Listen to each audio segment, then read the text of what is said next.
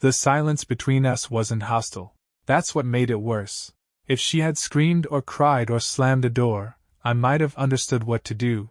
But instead, we sat at opposite ends of the couch like strangers waiting for separate rides. The lamp in the corner buzzed faintly, casting a golden blur across the rug, and her phone screen kept lighting up every few minutes, always face down when she wasn't holding it. I asked without raising my voice, "Are we okay?" She didn't look up, just let out a soft exhale, like someone politely declining a sample at the grocery store. "We don't have to be close all the time," she said. "Space is healthy." I nodded, slow and steady, as if I'd heard something profound instead of what it really was, a quiet ejection from a closeness I hadn't realized she'd already abandoned. I didn't ask her to explain. Didn't ask, "Space from what?" or, "Since when?" I just absorbed it like static pressure in my chest, a tightness that didn't break skin but never stopped pressing. She scrolled through something on her phone.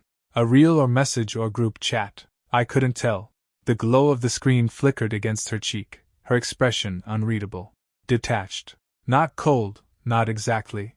Just clinical, like a doctor delivering an inconvenient truth she'd already accepted on my behalf. I stood and picked up my glass, the condensation leaving a ring on the table she used to scold me about. She didn't even glance at it.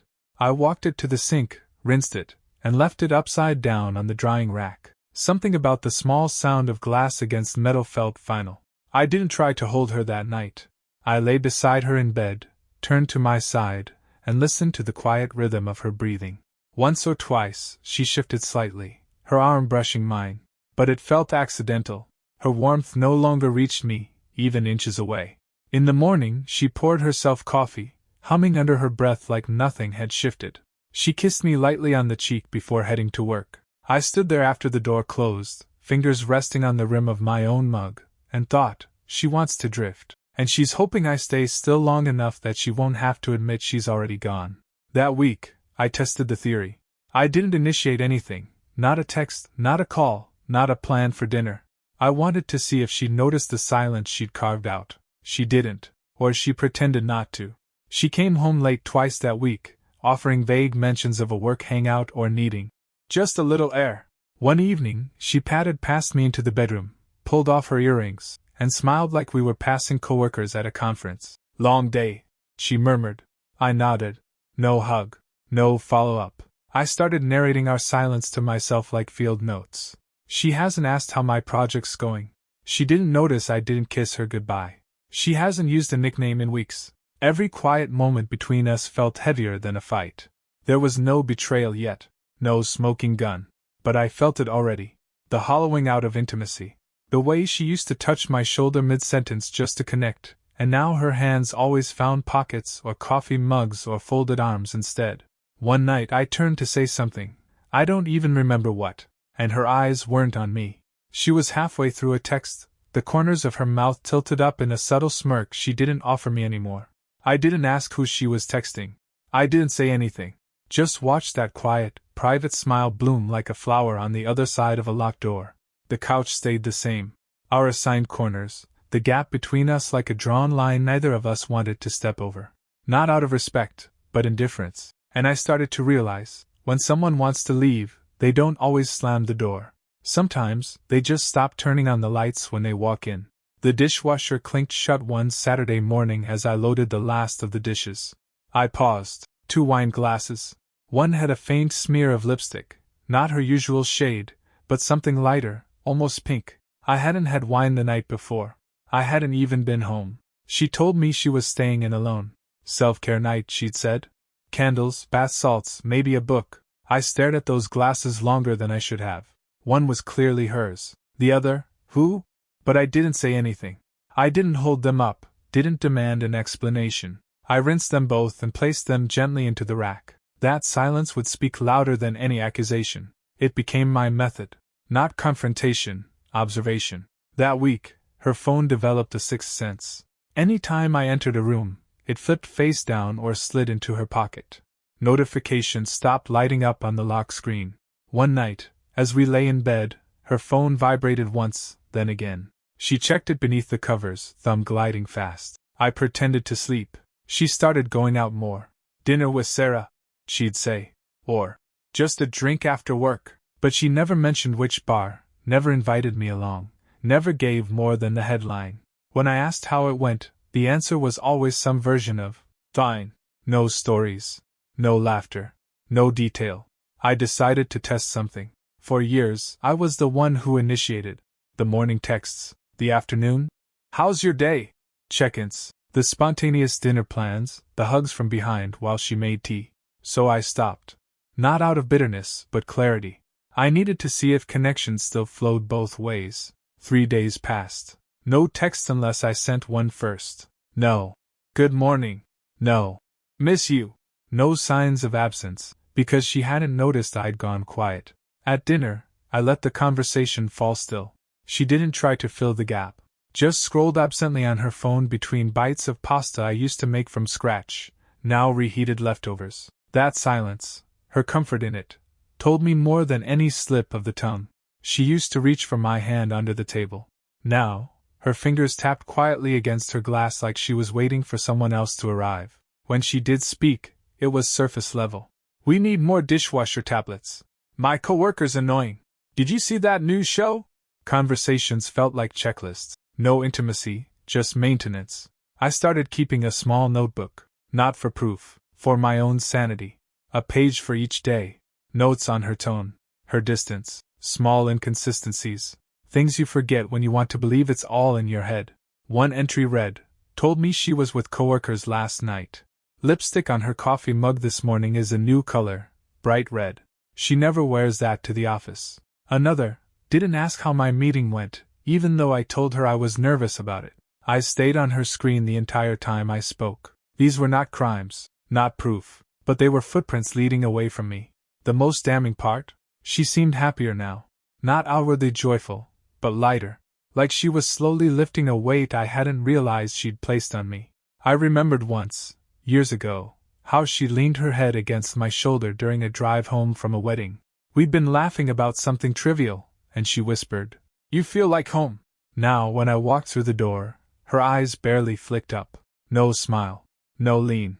Just a nod sometimes. I stood at the window one evening, watching her Uber drive away to another unspecified dinner. I didn't wave, didn't text. The notebook stayed open on the kitchen counter. That silence, the one she cultivated so carefully, was no longer confusing. It was instructional. I stopped asking where she was going. Not out of pride, not to play games, but because I finally understood. She didn't want to be followed. She didn't want questions. She wanted to drift without resistance, without friction. So I gave her exactly that. The next time she reached for her purse and said she'd be out for a bit, I didn't ask who with. I didn't ask when she'd be back. I just nodded once and returned to slicing vegetables. When the front door shut behind her, the knife didn't pause. That weekend, I stopped cooking for two. For years, I'd always made enough for both of us. Even when I wasn't sure she'd be home. Even when she canceled last minute. I'd still set her plate aside, covered with foil, just in case. But not anymore. Sunday night, I roasted a single salmon fillet, plated it with rice and greens, and sat at the table alone. Her plate stayed empty. When she walked in nearly an hour later, she glanced at the stove and said, "Didn't make dinner?" I wiped my mouth with a napkin and said, "Already ate." Not cold, just factual. She stared for half a second longer than usual, then went to the fridge and pulled out leftover takeout. In bed, I started sleeping closer to the edge. Subtle shifts, just enough to leave space behind me. She used to slide close when I rolled away. Now she didn't. A week passed like that. Quiet disengagement. I wasn't distant. I was precise. No unnecessary words. No gestures she could interpret as pressure. I became the version of myself she once hinted she wanted. Independent, self-contained, unneedy. She used to say I was too available. Like affection was a resource she had to budget. So I tested scarcity. Not out of cruelty. Out of clarity. And the most telling part? Nothing changed. She didn't lean back in. Didn't ask why I stopped sending memes at lunch. Didn't ask why I stopped pausing Netflix until she returned from the kitchen. She adjusted like it was a relief. I took long walks alone after dinner, pretending to check emails. I wanted to feel the difference between solitude and loneliness. One was chosen. The other was what our marriage had become. Once I stood across the street from our building and watched our windows, the soft glow of the living room light, the shadow of her pacing past the curtains with her phone pressed to her ear, laughing. She hadn't laughed like that around me in weeks. Back upstairs, I logged another note: strategic withdrawal, minimal friction, maximum observation. In that notebook, I didn't write feelings, just facts. That's what I needed now, distance from the fog of emotion. I wasn't going to lose myself just because she was unraveling the us we'd spent years building. Every night, I stared at the ceiling before sleep and whispered one sentence to myself: if she missed me, she'd show it. She didn't, so I kept going. Detached, not bitter. Present, but no longer pursuing. By the end of the week, the apartment felt different. Not colder, just quieter, cleaner. And the strangest part? I started to sleep better. Not because I was okay, I wasn't, but because I'd stopped hoping she'd come back to a version of us that only I seemed to remember. She created space. I just stopped trying to fill it. It was a Thursday afternoon when the first crack in the narrative split wide open, not from her, but from someone who didn't realize he was carrying a match. I ran into Alex, a mutual friend we hadn't seen in a while. He asked, in that offhand way people do, "Hey, how's Lauren's solo retreat stuff going? She told me she's been taking weekends to reset. Sounds healthy." I must have blinked too slowly. "Yeah," I said carefully. "She's mentioned that." He smiled. "It's good you're giving her space. She said you've been really understanding, that she just needs time to grow without feeling smothered." There it was. That word again. Smothered. Like I was a blanket she couldn't breathe under. I nodded and kept my expression even, but inside something dropped. Not exploded, just fell, like a truth landing hard after too long in freefall. Back at home, I opened our shared calendar. We'd had a weekend getaway planned since February. A cabin 2 hours north, quiet, just us. She never said a word about canceling. And yet, it was gone. Deleted cleanly, like it had never been there. I didn't confront her. Instead, I opened her laptop when she left it unlocked, something I'd never done before, not out of morality, but respect. That boundary felt like the last part of me still clinging to who we were. But I had to know. It didn't take much. She wasn't hiding it well. A folder of screenshots, a name I didn't recognize, half-typed messages to someone labeled only with initials, a search history for rooftop bars I'd never heard her mention. I didn't find graphic messages, but I didn't need to. What I found was worse. The tone of intimacy, of excitement, of her remembering how to laugh with someone who wasn't me. One message thread stood out. A picture of her at a rooftop bar, blurry and casual, sent with a caption: "Can't believe I almost skipped this tonight. You were right." There was no "see you soon," or "miss you," or anything explicit. Just that photo. Her face turned slightly away from the camera, laughing at something behind it. Her expression was one I hadn't seen in months. Light. Unburdened. She hadn't just drifted. She'd re-anchored somewhere else. And what made it worse, what made it curl cold around my ribs, was that she hadn't told a single direct lie. She used words like space and growth and retreat. Words designed to sound noble, honest, even therapeutic. She wanted distance, but not solitude. She just didn't want me in the picture anymore. That night, she came home humming. She set her purse down, glanced at me on the couch, and smiled faintly.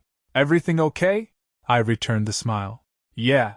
Just thinking." She kissed the top of my head, a placeholder gesture that might as well have been a receipt. "I'm going to shower," she said, and disappeared down the hall. I stared at the screen for a long time after that. Not at her messages. I'd already printed what I needed. Just the image. That moment she thought she was safe, relaxed, caught in someone else's light. It wasn't rage I felt. It was the final exhale of a truth I could no longer deny. She hadn't asked for space to find herself. She asked for space so she could hide how far she'd already gone. She noticed the shift before she understood it. One night, as I folded laundry with mechanical efficiency, she watched me from the doorway, arms crossed loosely. "You've been quiet lately," she said, her voice hesitant, like she wasn't sure if she was allowed to ask. "Is something going on?" I folded her sweater, the blue one she wore on our first trip to Asheville, and placed it in the basket without looking up. "I'm giving you what you asked for. Space. Distance." She gave a short laugh, unsure if it was meant to be disarming or dismissive. "That's not what I meant." Still, I didn't look at her. No? I asked mildly, tucking the corners of a towel into place. The room hung silent for a beat too long. She shifted, arms now tightening across her chest. You're not even talking to me. This isn't how couples fix things. I set the last towel down and stood, meeting her eyes for the first time in what felt like days. We're not fixing anything, Lauren. We're watching it unravel. She tried to hold my gaze, but there was something brittle in her eyes now. A flicker of guilt trying to shape itself into confusion. She opened her mouth, then closed it again. I moved past her and opened my nightstand drawer. Inside was a single envelope. No drama. No traps. Just the truth, printed neatly on office paper. That blurred rooftop photo. A few message screenshots. The deleted calendar notification. Nothing inflammatory. Nothing embellished. Just enough to make denial impossible. I held it out to her. She didn't take it at first. What is this? My voice was quiet. Context. For the distance you wanted. She opened the envelope with cautious fingers. As she flipped through the pages, her breath caught, not sharply, but gradually, like someone slowly realizing they're underwater. I can explain, she said quickly. Too quickly. I didn't ask you to. It wasn't like that. I nodded slowly. It doesn't matter anymore. Her eyes flashed, confused. What do you mean it doesn't matter? I took a breath, not to calm myself, but to give her one last chance to be honest. You built a wall, Lauren. I just stopped trying to knock it down. She stepped forward. I wasn't. She stopped herself, looked away. I never meant for this to happen. That was the closest she'd come to admitting it. I didn't flinch. I believe you. I think you meant to drift. You just didn't want to admit how far. She sat on the edge of the bed, the papers still in her hand. I felt like I couldn't breathe, she murmured, almost to herself. Like I was drowning in expectation. I stared at her, the version of her I no longer recognized. Then you should have said goodbye before reaching for something else. She didn't cry. She didn't beg. And that was the final confirmation. Whatever we'd once had, she'd already buried it. She folded the papers quietly and placed them back in the envelope. I left the room. That night, I slept in the guest room. She didn't knock. The next morning, I made coffee, packed a weekend bag, and left. No theatrics. No shouting. Just a door closing behind me, not to make her chase, but because I finally understood she wouldn't. And even if she did, I no longer wanted her to. I moved out the following week. No scenes. No fights. I left a clean apartment behind, not out of kindness, but clarity. Let her wake up to absence. Let the silence feel different now that she no longer controls it. I didn't tell anyone right away. There was no need to announce the unraveling of a relationship that had already collapsed in private. I stayed with a friend for a few days, then signed a short-term lease on a quiet one-bedroom across town. Sparse furniture, unfamiliar walls, but the air was lighter. No invisible tension, no unasked questions hovering in the corners. The first message came 2 days after I left. Just 4 words. Are you okay? I stared at it for a minute, then set the phone down. Later that night. I miss how we used to be. I didn't respond. The messages trickled in slowly over the next week, nostalgia dressed as concern. A photo of our dog curled on the couch. A memory from a trip we took last year. Voice notes, filled with long pauses, as if she was hoping the silence between her words would pull me back in. But I remembered the silence she had chosen for months. When I needed her to ask, to care, to see. She hadn't responded then. So now I mirrored it.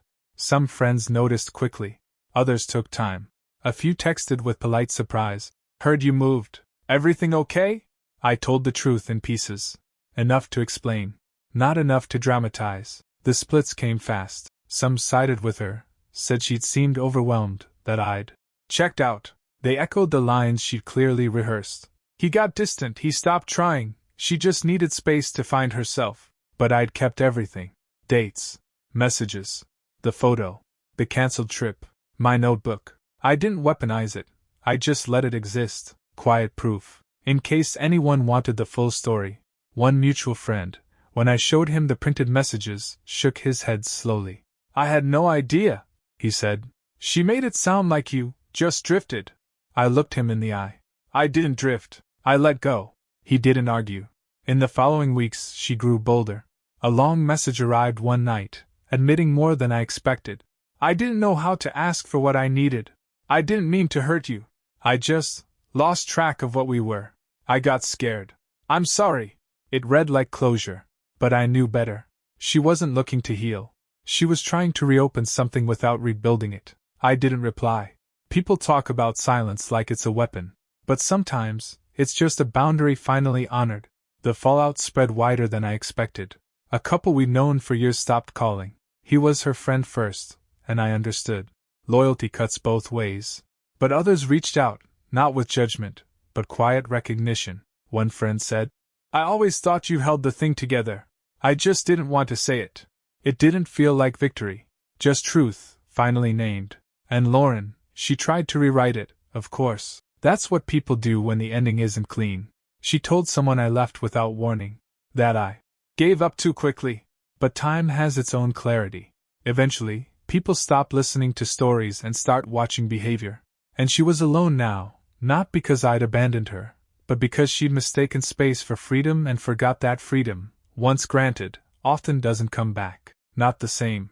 Not at all. 3 months after I moved out, I got a call from our accountant. I nearly let it go to voicemail, but something in my chest told me to answer. "Hey," he said a bit cautiously. "Just wanted to flag something odd before tax season hits." He explained that a joint investment account, one I hadn't touched in over a year, had several irregular withdrawals. Nothing huge but patterned, intentional. Someone had been transferring funds into a secondary account under a different name. Not mine. I didn't have to guess who it was. Lauren still had access. I hadn't revoked it, a detail I'd overlooked in the chaos of moving out. We'd agreed to split things evenly, and I trusted that agreement would hold until the divorce was finalized. It hadn't. I didn't confront her directly. I went through legal channels, quick, clean, documented.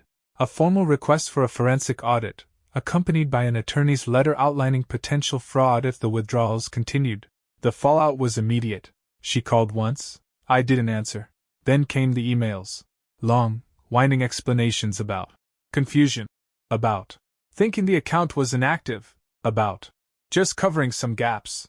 I forwarded them to my lawyer without a word. She hadn't just misled me emotionally, she'd crossed into calculated deception. And the irony was brutal. She'd left under the banner of independence, yet still siphoned from what we built together.